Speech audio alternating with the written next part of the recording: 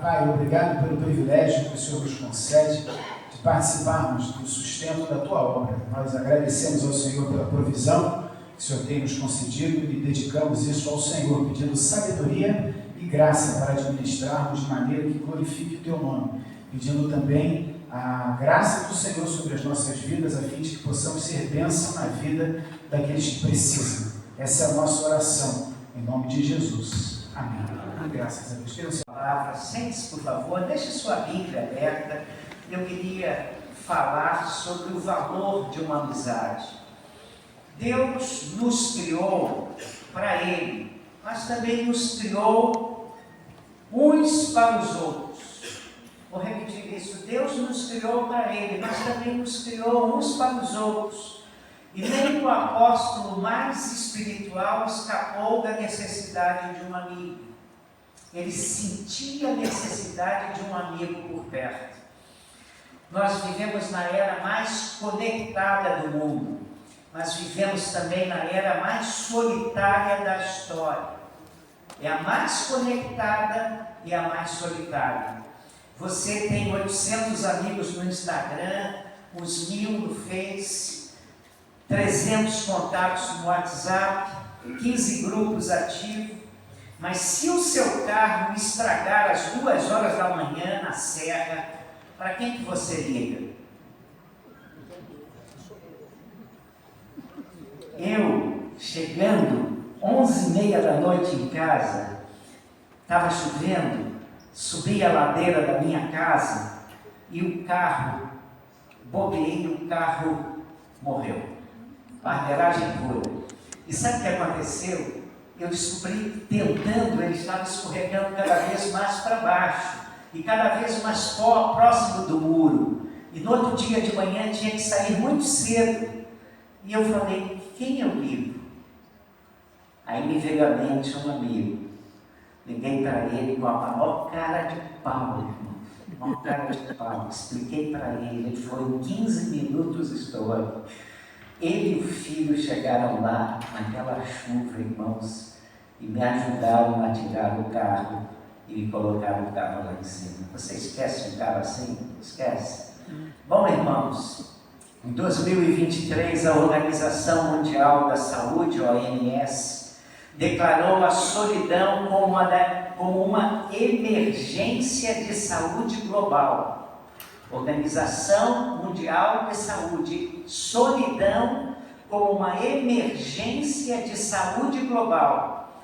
A Inglaterra e o Japão já têm hoje um ministério totalmente diferente, o Ministério da Solidão. Sabia disso? Ministério da Solidão. Um estudo da Universidade de Chicago mostrou que a solidão crônica dói e faz tão mal quanto o sujeito que fuma 15 cigarros por dia. Billy Graham, o famoso e saudoso evangelista mundial, ele dizia que a solidão é a raiz de milhares de problemas e é o problema mais doloroso e devastador da era atual. E é exatamente sobre isso que eu quero falar nessa noite. Vamos entrar, eu quero convidá-lo a entrar comigo na última cela de um gigante. Eu estou falando do apóstolo Paulo, que a gente calcula que tivesse aproximadamente, quando escreveu isso que eu acabei de ler aqui na Bíblia, calcula-se que ele tinha mais ou menos 65 anos, estava sozinho na masmorra Mamertina em Roma. Era um buraco escavado na rocha, úmido, escuro, cheio de esgoto, e ele sabe que o machado de Nero está a semanas de distância para usá-lo contra ele. O homem que escreveu muitos livros do Novo Testamento, que abriu igrejas em 3 continentes, que enfrentou naufrágios, enfrentou açoites. Ele era especialista em açoites e algumas vezes ele disse que tomou 40 açoites menos um. E alguém explicando isso disse o seguinte: seguinte: se você tomasse 40 açoites, era certo que você estava quase morto mesmo. Então as pessoas não davam 40, mas só davam 39, para você não morrer. E Paulo tomou algumas vezes açoites assim. E é desse lugar, irmãos, onde ele está só, é desse lugar de dor que ele escreve essa última carta, escreve-a para o seu filho na fé, Timóteo. Vocês sabem que existem duas solidões. A primeira solidão que as pessoas narram é a solidão que a gente chama isolamento espacial. É a do soldado que serve longe de casa, e aí ele está longe dos seus familiares queridos, e essa solidão dói, mas ela passa. A segunda solidão, que é um pouco pior, é a solidão do espírito, é o isolamento do espírito, é você estar cercado de gentes. Aqui em Teresópolis, é você estar no shopping, é você estar na praça, a praça está cheia. É você estar num culto, o culto está lotado, e você sentir que ninguém ouve você, ninguém se importa com você, ninguém está ligando para você. É você sentir que ninguém o ouve, que ninguém a ouve.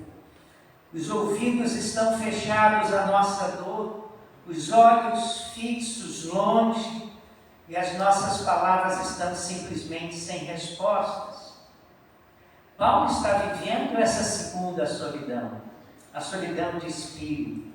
E para combater essa solidão, como Jesus lá no Getsêmani, que chamou 3 amigos, Pedro, Tiago e João, por perto, ele também agora chama os seus amigos para perto. John Stott diz que esse texto é o Getsêmani de Paulo. E Paulo faz 3 pedidos. São 3 gritos da alma humana que revelam o valor da amizade. E o primeiro pedido é exatamente esse: eu preciso de gente. E ele vai falar da necessidade que ele sente da amizade humana. Olha o que ele diz no versículo 9, versículo 11 e versículo 21. Procura vir ter comigo depressa. Fala isso para o seu filho na fé, Timóteo. Toma Marcos e traze-o contigo. Versículo 11. Procura vir antes do inverno. Queridos, Paulo não pede um tratado de teologia, ele pede gente para perto dele. Ele pede os amigos que cheguem perto. Olha a dor dele no versículo 10. Olha a dor dele. Demas me abandonou amando o presente século. Crescente foi para a Galácia, Tito para a Dalmácia, só Lucas está comigo. E ele vai mais adiante no versículo 17, ele diz assim: na minha primeira defesa ninguém ficou ao meu lado, todos me abandonaram. E o maior pregador do mundo se sente abandonado. O homem que mais levou Cristo para o mundo se sente abandonado. Em 1969, eu estou ficando tão velho, falando coisas de 1969, né? Em 1969 eu tinha, nova escola, eu tinha 12 anos de idade. Olha que sujeito velho. Aldrin foi o segundo homem a pisar na Lua. Eu estava diante de uma TV preta e branca, estava vendo o homem descer na Lua. E Aldrin foi o segundo a pisar na Lua. O primeiro foi Armstrong. Mas ele voltou como herói do planeta. Ele voltou com aquela tripulação, deu entrevista, jantou com presidentes. Mas meses depois ele entrou em depressão profunda. E ele disse: eu estive na Lua, o lugar mais isolado do universo, mas a solidão mais terrível que eu senti foi de volta aqui na Terra, no meio da multidão, sem um amigo para conversar. Nem pisar na Lua cura a solidão, irmãos. Paulo nos ensina aqui algo que nós precisamos admitir. essa ideia de super espiritualidade que muitas vezes eu vejo em crentes. Fala assim, tenho Jesus, não preciso de mais ninguém. Essa ideia de que Jesus nos basta, só Ele e acabou. Irmãos, isso não é ensinado na Bíblia. Eu e Deus, só eu e Deus, não preciso de mais ninguém. É o sujeito que se acha super espiritual. Isso não é espiritualidade, vou dizer para você e não se ofenda. Isso é orgulho disfarçado. Nem Deus substitui os amigos. Vou repetir essa frase que você pensa que é heresia e não é. Nem Deus substitui os amigos. Essa frase soa como um grande equívoco, mas ela está certa e é absolutamente exata. Lá em Gênesis 2:18, Deus fez uma declaração quando o homem estava no Éden, quando Deus visitava e estava com o homem toda a tarde. Antes do pecado entrar no mundo, Deus presente no jardim do Éden todos os dias, Deus disse assim: não é bom que o homem esteja só. Deus disse: não é bom a solidão. E Deus visitava o homem. Se nem a presença visível de Deus anulou a necessidade da comunhão humana, por que você acha que pode viver sem amigos? Paulo tem pressa, e Paulo diz, procura vir ter logo comigo, e ele emenda logo depois, vem antes do inverno. E por que ele pede a Timóteo que chegue antes do inverno?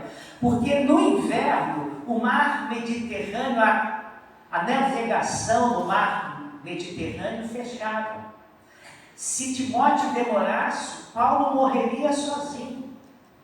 A amizade tem urgência. Não deixe para mandar a mensagem para aquele amigo depois de amanhã. Não deixe para perdoar o seu amigo depois de amanhã. Não deixe para visitar o seu amigo depois de amanhã. Não deixe para fazer o bem pelo seu amigo quando for inverno demais. Quem são os seus 3 amigos? Roberto Carlos, numa música, diz assim: eu quero ter 1 milhão de amigos. Acho que se a música é dele mesmo, não sei quem escreveu essa letra, não entende nada de amizade. Ninguém consegue ter 1 milhão de amigos. Para você ter amigos, você precisa de tempo. Você precisa de dedicação ao amigo. Se você tiver 3 amigos, levante a mão para o céu. Se você tiver 5, você é riquíssimo. Se você tiver 10, você é um sujeito extraordinário. Quem são 3 dos seus amigos? Consegue lembrar aí na sua mente? Aqueles que você pode ligar 2 horas da madrugada. Quem são eles?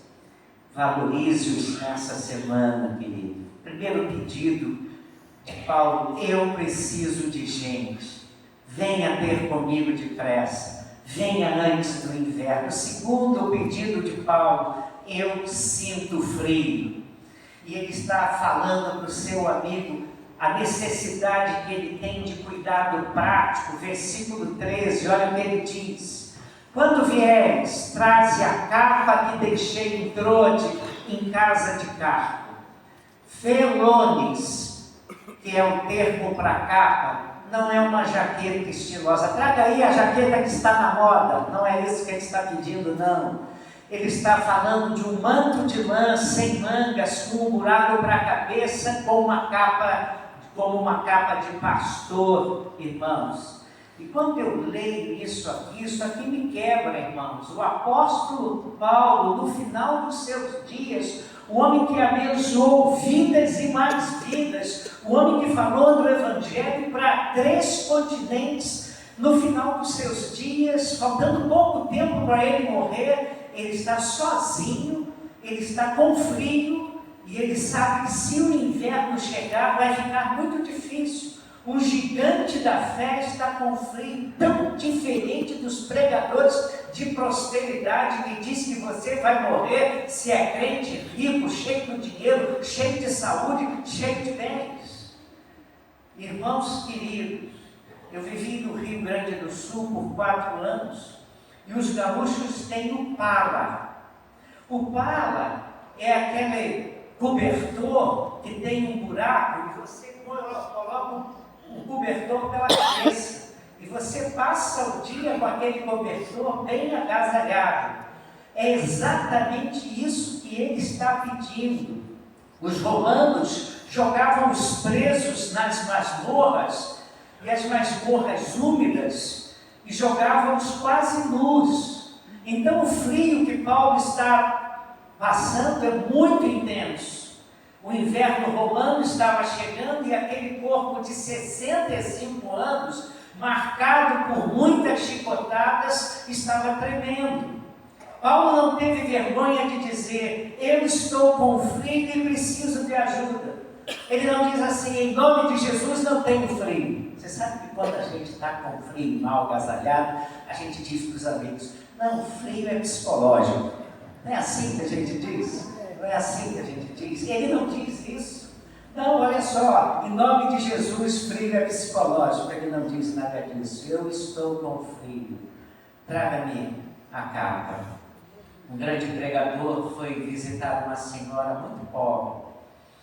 E ele, antes de ir, ele falou: eu vou chegar lá, vou abrir a Bíblia, vou fazer uma devocional. E Deus colocou no coração dele ler sobre olhar os lírios dos campos e falar sobre o cuidado de Deus pelos lírios dos campos e a promessa dele que Ele cuida de nós.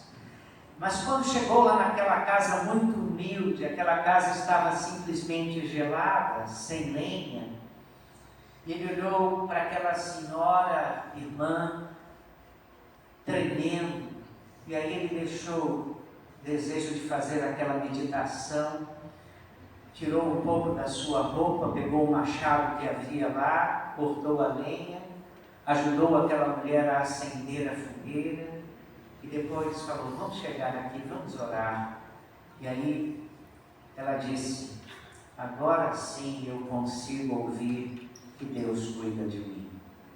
Queridos, amizade de verdade não é só eu orar por você, é levar a capa também, é levar a marmita, é dar carona, é pagar um boleto, é segurar o filho na cola para a mãe descansar. Jesus disse que no dia do juízo, Ele não vai perguntar quantos versículos nós postamos para os nossos amigos lerem, mas Ele vai dizer: eu tive frio e me vestistes, eu tive fome e me deste de comer. Mateus 25. Há muita gente na nossa igreja sofrendo de frio físico e frio emocional, e nós não podemos ficar oferecendo só versículos. A amizade de verdade surge às mãos, e esse é o segundo pedido de Paulo aqui, faltando pouco tempo para ele morrer. Primeiro, eu preciso de gente, eu estou com frio. Mas há um terceiro pedido de Paulo, nesse texto que eu li: eu preciso alimentar a minha alma. E ele vai falar da necessidade que ele tinha intelectual e a necessidade espiritual. Isso está no versículo 13, ele diz assim: e os livros, traga os livros, especialmente os pergaminhos. Queridos irmãos, Paulo está prestes a morrer. E numa situação assim, o que você pediria? Um indulto? Uma cama melhor? Ele não pede nada disso, ele pede livros, ele pede livros. Talvez você pedisse uma comida, né? Não é isso? Alguma coisa quentinha, já que estava chegando o inverno, né? Os livros eram rolos de papiro que eram mais baratos, provavelmente serviam para as suas anotações e suas cartas, registros também das suas viagens. Os pergaminhos eram feitos de pele de animal e eram mais caros e mais duráveis. Todos os historiadores, quando leem esse texto, concordam que eram as cópias do Antigo Testamento, a Bíblia daqueles dias. Mesmo na masmorra, sem amigos, com frio, Paulo diz: não deixem minha mente vazia. Quero continuar aprendendo, quero continuar ouvindo Deus falar ao meu coração. Ele está ali com poucos dias pela frente, ele está solitário, mas ele não quer ficar vazio. O pastor e escritor John Stott foi capelão da rainha Elizabeth II, e ele já com 90 anos, quase surdo e quase cego. Alguém perguntou a ele certa vez por que o senhor lia a Bíblia e estudava a Bíblia diariamente por 3 horas. Aí ele respondeu o seguinte: eu quero chegar no céu com a mente ainda apaixonada por conhecer meu Salvador. A ociosidade é a oficina do diabo, mas também é a sala de espera da depressão. Eu vou repetir isso porque é muita coisa, né? Ele disse: olha, por que você usa cada dia 3 horas lendo e estudando a Bíblia? Você é um expositor bíblico, você é um grande comentarista bíblico, você conhece Bíblia pra caramba. Por que o senhor insiste em ler Bíblia e estudar a Bíblia 3 horas por dia? E ele diz: eu quero chegar no céu com a mente ainda apaixonada por conhecer o meu Salvador. A ociosidade é a oficina do diabo, mas também é a sala de espera da depressão. A solidão nos ataca quando a mente fica ociosa. Paulo queria combater o desânimo da cela com a palavra de Deus, com a palavra do Senhor. Um amigo de verdade é aquele que indica a você um bom livro. Um amigo de verdade ouviu uma mensagem, às vezes um sermão, e gostou daquele sermão, e vai chateado mandando por WhatsApp para você o sermão, ou vai indicado para o Instagram para você ouvir aquilo, fez bem a ele, quer que você também se sinta bem. Um amigo de verdade vai pegar aquilo que toca o seu coração e vai repassar para você, vai chamá-lo para estudar a Bíblia. A amizade que só fala de futebol e de novela é boa. Eu gosto de conversar sobre isso, irmãos. Conversa sobre futebol, conversa sobre qualquer coisa que você quiser.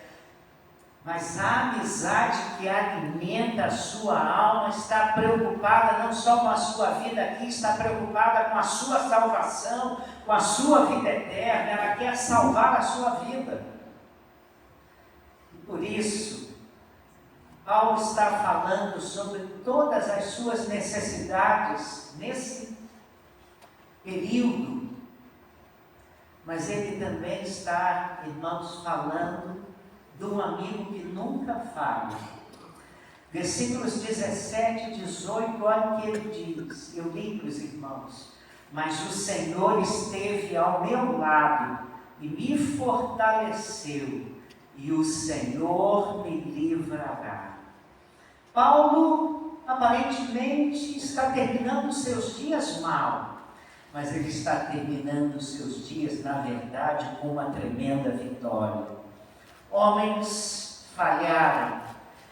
Ele diz que Demas amou o mundo e o abandonou. Alexandre, o ferreiro, na minha versão, Latoeiro, muitas versões aqui, causou muitos males a Paulo.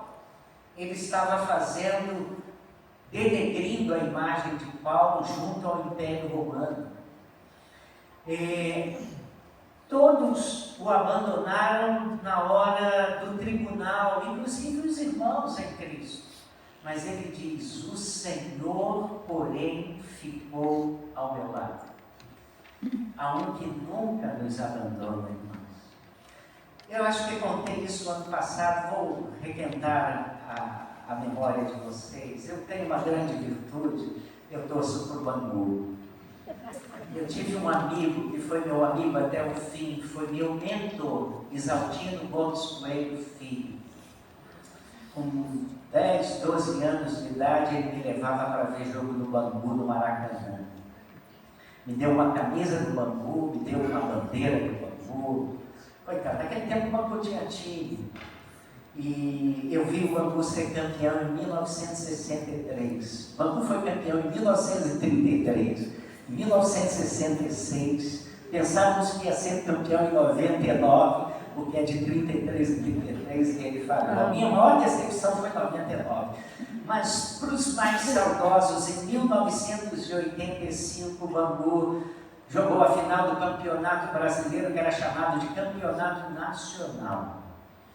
E eu estava morando em Guaíba, e era uma quinta-feira, se não me falha a memória, e eu tinha um culto no lar, e eu era um pregador. E eu não percebi que eu agendei pregar no lar no dia da final, Bangu contra o Coritiba. Não é Curitiba, é Coritiba. E aí eu preguei rapidinho para acabar logo e ver o jogo, né? Aí o culto acabou cedo, o pessoal, pastor, em vez de ir para casa, vamos ver o jogo aqui. Todas as torcidas do Rio de Janeiro se uniram, porque a torcida do Bangu cabia no Fusca. E aí todo mundo se uniu do Rio de Janeiro para torcer pelo Bangu. O Bangu jogou no Maracanã, irmãos, 0-0 no tempo regulamentar, prorrogação 0-0, foi dos pênaltis, e o Adro, ponta esquerda, eu estava vendo o jogo, pegou lá, jogou, bateu na trave e foi para o lado de fora. O Bangu perdeu o título de campeão nacional, exatamente, irmãos, naquele dia. E eu estava junto naquela casa com aqueles irmãos, todo mundo riu, pastor, e eu fui para casa, mas fui para casa decepcionadíssimo. Eu não estava tão decepcionado com o Bangu, irmãos, porque o Bangu, se a gente vai torcer pelo Bangu, vai se decepcionar. Mas eu estava decepcionado comigo, porque eu não achava que eu amasse tanto o Bangu quanto eu percebi que amava. E eu falei, rapaz, como é que você na sua idade vai amar um time de futebol como o Bangu? Então eu voltei para casa sozinho, irmão. Você já se sentiu como se estivesse comendo um guarda-chuva? Era mais ou menos assim que eu estava me sentindo. E eu cheguei tarde em casa, a Jane já estava dormindo, minha esposa. E aí eu sentei na cama e fiquei rememorando o jogo e a minha decepção. E me lembrei de um hino que nós cantamos aqui. E eu comecei a cantar na minha mente para não atrapalhar o sono da minha esposa. Nenhum amigo é igual a Cristo, não nenhum. Cristo sabe das nossas lutas, guiará até o fim chegar. Nenhum amigo é igual a Cristo, não nenhum. E naquele dia da minha decepção, aquele dia marcou a minha vida, não pelo Bangu, mas naquele dia, naquele momento eu fiz uma oração. Eu me lembro que eu disse para Deus, eu disse, Deus, eu sou criado no Evangelho. Deus, eu conheço a Tua palavra. Eu tenho andado pela vida e tenho me decepcionado com pessoas. Quantas pessoas já me decepcionaram? Eu tenho me decepcionado com instituições. Eu me decepciono com governos. Eu me decepciono com políticos. Eu me decepciono com tanta gente. Eu me decepciono com instituições. Mas eu nunca me decepcionei com Jesus. Hoje eu me decepcionei com o Bangu. Mas eu nunca me decepcionei com Jesus. Ao contrário, quantas vezes já me decepcionei Jesus? Mesmo assim, Jesus continua fiel. E naquele dia, eu terminei aquele dia orando e dizendo, Jesus, eu sou teu. Jesus, a minha vida é tua. E eu hoje quero fazer um pacto. Mais do que Bangu, o Senhor é mais importante na minha vida do que tudo. E aquele dia da minha decepção com o Bangu foi o dia que eu renovei o meu compromisso de fé no meu amigo Jesus. Você entende isso? Queridos, Deus não substitui os amigos, mas quando todos os amigos falham, Ele se revela como o supremo amigo. Ele se encarna na capa, no livro, na visita de Timóteo, mas Ele mesmo permanece quando ninguém mais fica. Eu gosto do que Jesus diz aos seus discípulos, nós lemos no culto, em João 15,15. O que Ele diz é algo escandaloso. Olha o que Jesus diz: já não vos chamo servos, mas vos chamo amigos. Eu quero terminar essa mensagem contando duas histórias muito parecidas que fizeram um bem danado à minha vida. A primeira história é contada no final do livro chamado Oração pelos Filhos Pródigos, de James Banks. William fazia medicina e não tinha tempo para dar atenção à fé da sua mãe. E ele queria seguir o seu próprio caminho. A mãe, orando sempre pelo filho, lhe deu de presente uma Bíblia. E ele recebeu aquela Bíblia, não deu o menor valor para aquela Bíblia. E no momento em que ele precisou de dinheiro extra, ele a vendeu. E ele se formou como médico, começou a trabalhar no hospital. Certo dia, um homem que havia sofrido um grave acidente no trabalho caiu em suas mãos. E o William fez o melhor que pôde para ajudá-lo, mas aquele homem morreu por causa dos seus ferimentos. E antes de morrer, aquele homem tinha feito 2 pedidos para ele. Pediu para ver a sua esposa, porque ele queria, além de estar com a esposa, saber se pagava mesmo o aluguel. E também solicitou que lhe trouxesse a sua Bíblia.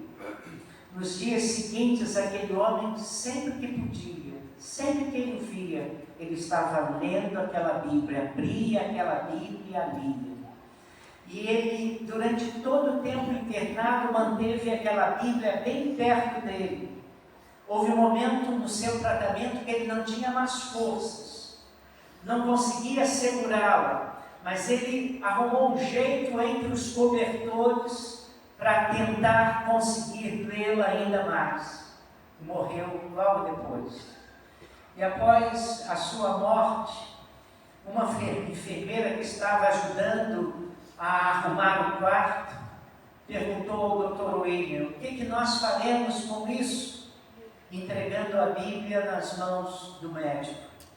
E o médico pegou a Bíblia e mal podia acreditar naquilo que via. Aquela Bíblia era a Bíblia que fora dele, dada por sua mãe. Bíblia que lhe fora dada quando saiu de casa dos pais e que ele havia vendido por uma pequena quantia.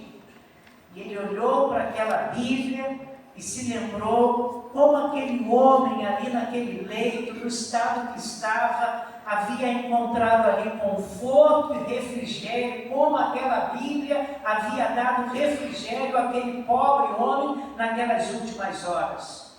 Ele pegou aquela Bíblia e com vergonha trouxe para ele.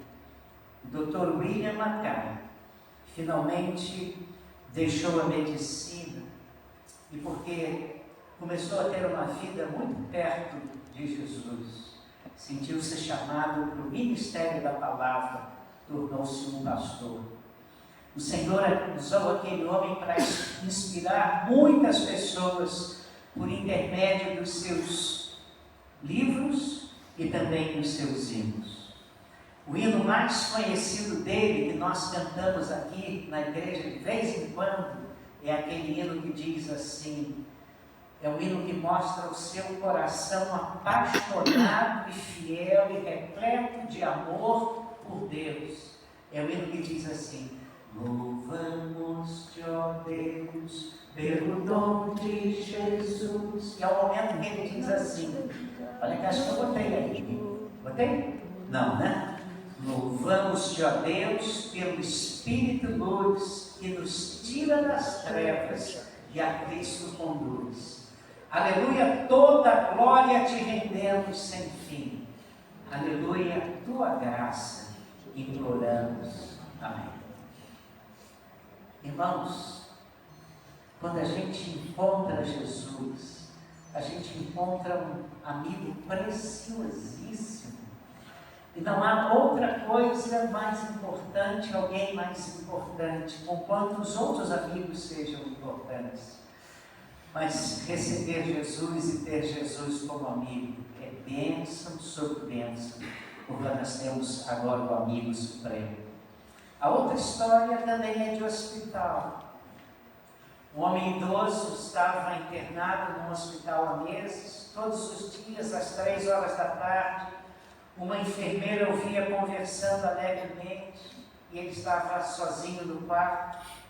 E ela ficava vendo aquele homem que arrumava uma cadeira vazia próxima a ele, ao lado da cama, e ele ficava como se estivesse conversando com alguém junto àquela cadeira. E ela, curiosa, um dia perguntou: seu Antônio, com quem o senhor conversa toda a tarde? Eu vejo aqui, não há ninguém na cadeira, o senhor está conversando. Ele sorriu: ah, minha filha, todos os dias, às 3 horas da tarde, o meu melhor amigo vem me visitar. Eu arrumo a cadeira para ele, é Jesus, a gente conversa sobre tudo. E aí a enfermeira, sem graça, achou que o delírio da doença tinha passado para ele e aquele homem estava bambando. Mas o velho estava em paz. E alguns dias depois o seu Antônio piorou, a enfermeira estava de plantão, e faltando 5 minutos para as 3, ela entrou no quarto. Ele estava com os olhos fechados, respirando com dificuldade, mas com um sorriso no rosto. Perguntou: seu Antônio, o senhor está bem? E ele abriu os olhos, olhou para a cadeira vazia e disse: ele chegou, meu amigo chegou. E quando ela viu, ele morreu em paz. E ela olhou 3 horas da tarde. Querido, você pode ter 1000 seguidores e morrer sozinho, ou pode ter poucos amigos aqui, mas há de ter a certeza que é um amigo que nos prometeu: eis que estou convosco todos os dias, até a consumação do século. Quem tem Jesus tem um amigo que vem suprir as nossas necessidades, vem nos abençoar, um amigo que não nos abandona no inverno, um amigo que não nos deixa com frio, um amigo que nos fortalece no tribunal quando todos nos abandonam. Eu tenho uma notícia muito boa para você. Esse amigo hoje está estendendo a mão para você e dizendo: você quer ser meu amigo? Hoje o Senhor quer curar a sua solidão. Talvez você precise valorizar seus amigos, talvez você precise pedir perdão, talvez você precise ser amigo de alguém que esteja só, e talvez você precise hoje, pela primeira vez, receber Jesus não só como Salvador e Senhor, mas receber Jesus como seu melhor amigo. E eu queria muito orar com você. Eu tenho certeza que se você convidar Jesus para ser seu amigo, Ele vai aceitar. E você vai receber o melhor presente que você já recebeu na sua vida. E quando a gente tem uma notícia boa, a gente não se contenta, a gente quer que os amigos logo saiam. Não é assim? Quando a gente tem uma vitória, quando a gente tem um sucesso, quando a gente tem alguma coisa que faz bem ao nosso coração, a gente fica encantado em repassar isso para as nossas pessoas queridas. Foi por isso que nós chamamos você aqui. Nós queríamos que você soubesse que Jesus também quer ser seu amigo. E se você convidar Jesus para ser seu amigo, Ele nunca mais vai deixar. Você não vai passar o inverno sem Ele, embora precise de outra companhia. Jesus vai suprir a sua necessidade. É um amigo que nos abençoa, perdoando os nossos pecados e nos trazendo para si. Você pode baixar a sua cabeça, não pode? Eu queria, nessa noite, em nome de Jesus, com a autoridade que vem do Evangelho de Jesus Cristo, com a autoridade de pregador do Evangelho, convidar você a receber Jesus como seu Salvador, convidar Jesus para entrar na sua vida como seu amigo, convidar Jesus para perdoar os seus pecados, convidar Jesus para andar com você, ser Deus com você, Deus na sua vida, o grande companheiro dessa jornada, esse Deus que vai estar ao seu lado quando chegar o inverno, esse Deus que vai estar ao seu lado num tribunal, esse Deus que vai estar ao seu lado no dia mau, esse Deus que veio ao mundo para ser o nosso Salvador. Eu não sei como você entrou aqui, eu sei que você pode sair daqui com Jesus como seu Senhor e seu Salvador. Talvez você possa dizer: Jesus, ouvi nessa noite acerca do apóstolo Paulo no final dos seus dias. Ouvi que ele estava se sentindo solitário porque os seus amigos o abandonaram. Mas eu ouvi ele dizendo que o Senhor nunca o abandonou, que o Senhor o levaria para o reino celestial, que o Senhor o guardaria do maligno, a certeza de que o Senhor seria Deus na sua vida sempre. Deus, eu quero isso para mim também. Eu também preciso de Jesus. Se Ele me guarda do maligno, eu preciso dEle. Se Ele perdoa os meus pecados, eu preciso dEle. Se Ele estará ao meu lado, eu preciso dEle. Se Ele me dar segurança, eu quero Ele. Ó Deus, eu não quero sair daqui sem Jesus. Eu quero, na verdade, entregar minha vida a Ele.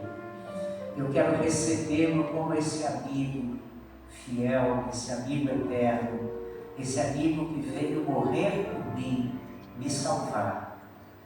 Deus, se Jesus veio para entrar na vida do homem, entra na minha vida, que Ele seja o meu Senhor, o meu Salvador.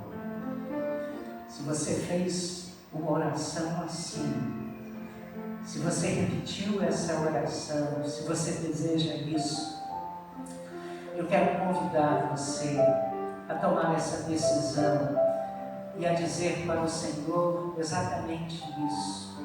Se você está sendo persuadido pelo Espírito Santo a ter Jesus como seu amigo, e você está dizendo no seu coração isso, eu vou fazer um pedido a você, porque eu quero orar por você. Se está convidando Jesus para ser o seu grande amigo, o seu Salvador e Senhor, onde você estiver, faça um gesto para mim, levante a sua mão e pode baixá-la depois. Nós queremos orar por você. Alguém aqui nessa noite ouviu tudo que ouviu e entendeu que também precisa sair daqui como Jesus, como seu amigo. Alguém aqui nessa noite, Deus abençoe, pode baixar. Mas alguém viu a mensagem e percebeu que não pode sair daqui sem Jesus. Percebeu que não pode sair daqui sem esse Deus conosco. E que está sendo persuadido pelo Espírito Santo a dizer: Jesus, na minha alma há lugar para o Senhor. Há alguém aqui, alguém mais, onde que estiver, faça um gesto, levante a sua mão e pode baixá-la depois. Eu quero orar por você. Há mais alguém? Mais alguém? Deus abençoe, pode baixar. Mas alguém, onde você estiver, faça só um gesto. Eu não quero constrangê-lo, nós não vamos constrangê-lo, mas onde você estiver, Deus está falando ao seu coração. Deus está dizendo através do Espírito que é isso mesmo. Jesus quer ser seu Salvador e seu amigo, seu Senhor. Se há mais alguém que não quer sair daqui sem Jesus como seu grande amigo, faça um gesto para mim. Levante a sua mão e baixe. Quero somente orar com você e por você. Nós vamos orar. Mas antes vamos cantar, vamos nos levantar, vamos cantar esse hino. Esse hino me faz lembrar da época das cruzadas evangelísticas de Billy Graham. Todo final daquela cruzada nós cantávamos: deixa o Salvador te ajudar e te salvar. Nós vamos cantar e depois nós vamos orar.